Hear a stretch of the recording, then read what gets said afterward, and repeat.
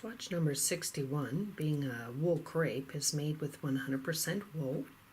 As a staple length fiber, wool is a spun yarn. This one uses a momi weave, also called a crepe weave, and the yarn was fiber dyed. There is no finish. The crepe weave means that it will have a bumpy texture to the fabric. The high thermal retention is likely due more to the fiber type than to the weave structure. And this would be used for jackets and outerwear.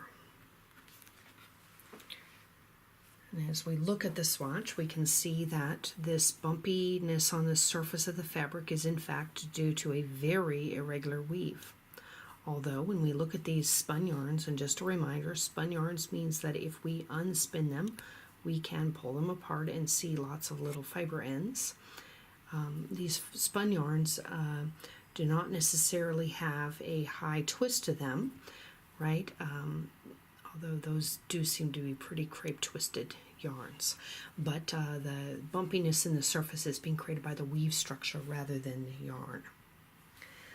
Now the polyester crepe right next to it, swatch number 62, is made with a textured filament yarn, all the better to imitate a natural fiber.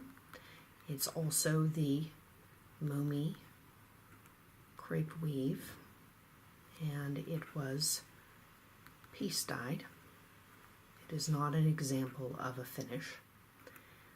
It has that bumpy texture and excellent resiliency, and we would use this in jackets and in pants. It's not quite heavy enough to be outerwear.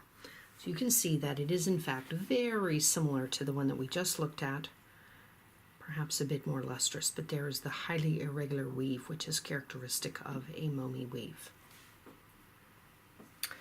Lastly, on this page of crepes, we have one made with 100% recycled polyester. Polyester is wonderful in the sense that it is incredibly durable and can be recycled repeatedly.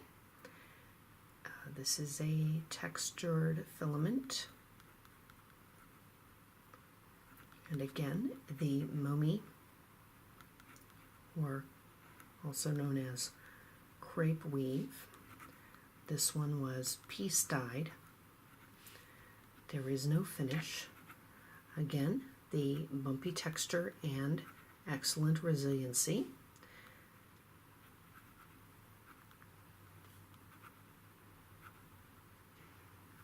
And in this case, the weight of this one and its stiffness means that it's intended to be a upholstery.